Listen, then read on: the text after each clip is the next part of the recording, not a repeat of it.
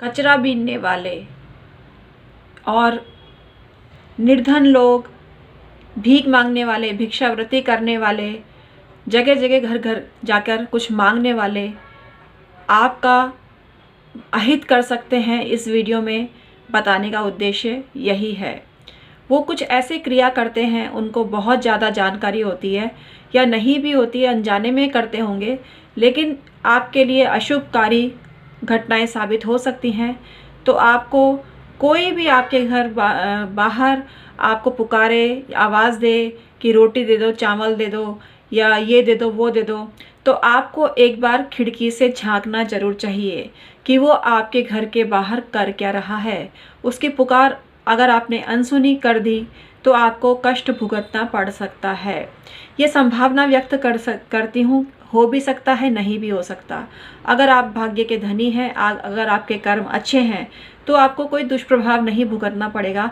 लेकिन अगर आपके कर्म आप महसूस करते हैं कि हल्के हैं और आपको इससे पूर्व भी ऐसी घटनाओं से सामना आपका हो चुका है, तो आपको अवेयरनेस ज़रूरी है।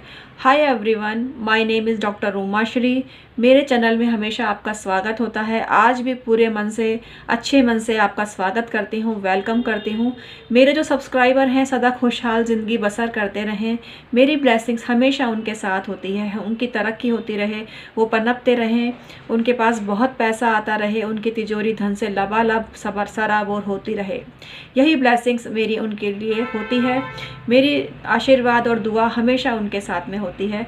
आशीर्वाद तो परमात्मा का होना चाहिए और मैं परमात्मा से रिक्वेस्ट करती हूँ कि मेरे जो सब्सक्राइबर हैं उनकी ऊपर अपनी कृपा बनाए रखिए। तो आइए आज का वीडियो शुरू करते हैं, जो आपके लिए जानना बहुत ज़रूरी है। और जानकारी अच्छी लगे तो लाइक करना, शेयर करना, जिससे और भी लोग इससे लाभ उठा सकें वीडियो से।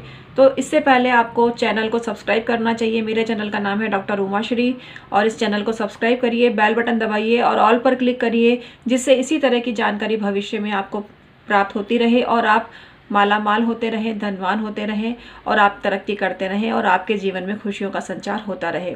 तो आइए आज का वीडियो शुरू करते हैं, जो आपके लिए बहुत ज़्यादा ज़रूरी है जानना। मित्रों, कुछ लोग वक्त के सताए हुए होते हैं, वो निर्धन होते हैं, गरीब होते हैं, और ऐसा वक्त उनके ज़िंदगी में कभी नहीं आता कि उनके गरीबी की सीमा रेखा को लांघकर वो अमीरी की तरफ बढ़ें।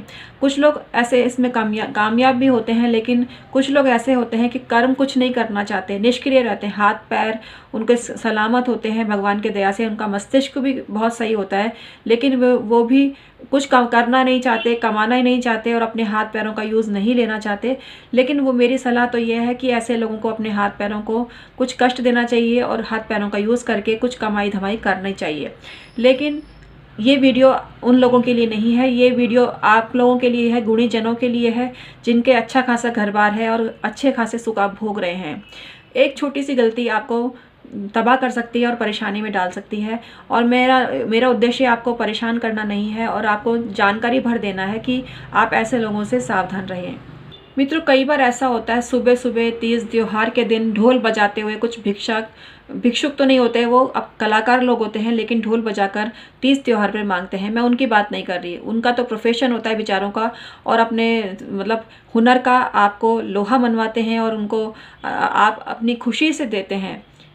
लेकिन कुछ लोग ऐसे होते हैं कि कुछ लोग भिक्षावृत्ति करते हैं और घर घर बर्तन लेके और आपसे कुछ मांगते हैं और बाहर से ऐसे चिल्लाते हैं, बच्चों की भीड़ आ जाती है, आप बच्चों पर तरस खाकर कुछ दे देते हैं और आप युवा वर्ग को भी दे देते हैं। मतलब अच्छे खासे हेल्दी लोग लगते हैं दिखने में तो, और वो आपसे कुछ मांगते हैं, खाना पीना मांगते हैं, कई बार पैसे भी मांगते हैं, वस्त्र भी मांगते हैं, आप उनको दे देते हैं। आप अपने पुराने वस्त्रों को जब भी देवें, आपको औरा कट करके देना चाहिए। वो वस्त्र धुले हुए होने चाहिए और कट करके ही आपको, मतलब ऐसे कट करना चाहिए जिससे उसका दोष नहीं पनपे और वो पहन सकें उस चीज़ को, उसमें कोई दिक्कत नहीं है। औरा कट करने के बाद कुछ भी हो उस वस्त्र का, कोई दिक्कत आपको नहीं आती है।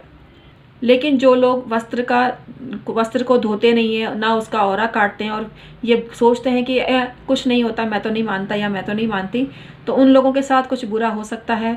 उनकी जो मतलब प्रॉब्लम बढ़ सकती है। कुल मिला के ज़्यादा नहीं बोलूँगी, आप समझदार हैं, आप मेरा इशारा समझ गए होंगे, कुछ भी आपके साथ हो सकता है।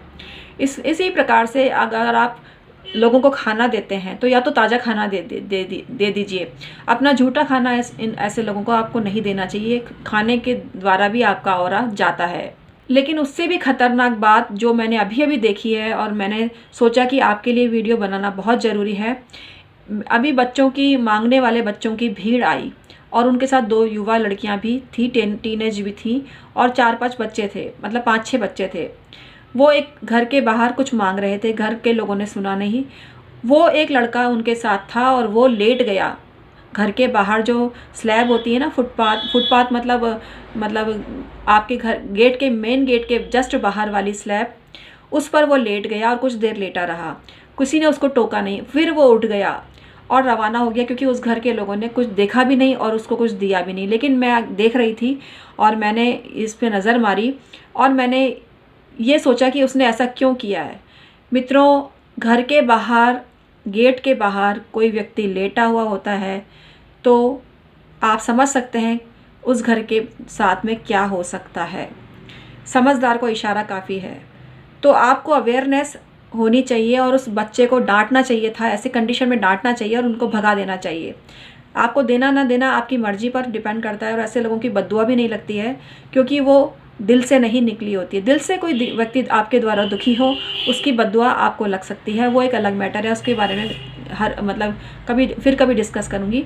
लेकिन अगर कोई आपके घर कुछ मांगने आया है और वो लेट गया है तो ये आपके घर के लिए बदशगुनी हो सकती है और आपको इस क्रिया को रोकना चाहिए। इसी प्रकार से मैंने देखा कि कुछ वही जो ग्रुप था वो आगे बढ़ गया और उस घर की जो लड़की, मतलब वो ग्रुप की जो एक लड़की थी, एक घर के बाहर फिर मांगने लगी। उस घर से भी कोई नहीं आया और वो उस घर के बाहर बैठ गई। बैठना तो समझ में आता है कि कोई बैठने से कोई दिक्कत नहीं है, लेकिन वो बैठ गई। मैंने बताया आपको, भिक्षा उस घर से उसको कुछ भी नहीं मिली। लेकिन लेटना जो होता है बहुत ज़्यादा कष्टप्रद हो सकता है और आपके घर के सदस्यों पर कोई बाधा आ सकती है। इसका निवारण भी आप कर सकते हैं। घर में धूप बत्ती कर दीजिए, घर में झाड़ू लगा दीजिए, उस समय नमक का पोछा लगा दीजिए। इस तरह आप अपने घर की शुद्धि कर सकते हैं और समस्या से निजात पा सकते हैं। फिर ऐसा कर देंगे ना तो फिर कोई असर उस प्रक्रिया का नहीं पड़ेगा आपके घर पे और परमात्मा आपकी सदा रक्षा करे। लेकिन आपको सावधान तो ज़रूर रहना चाहिए और एक बार नज़र ज़रूर मार लेनी चाहिए कि आपके घर के बाहर कौन आया है, क्या मांग रहा है और क्या वस्तु की उसको ज़रूरत है और क्या क्रिया कर रहा है। आपको इस चीज़ पे अनदेखा नहीं करना चाहिए और आपको इस चीज़ को ध्यान में देना चाहिए। तो आज का वीडियो आपके लिए बहुत लाभप्रद होगा, मैं ऐसा सोचती हूँ। लाभप्रद हो तो लाइक करना, शेयर करना, ऐसी जानकारी सबसे शेयर करना जिससे सबका भला हो सके। और कमेंट सेक्शन में आके बताइए कि मैं किस तरह की वीडियो आपके लिए बनाऊँ जो आपको फ़ायदा पहुँचा सके। आज का वीडियो समाप्त करती हूँ प्रिय मित्रों, बहुत बहुत धन्यवाद।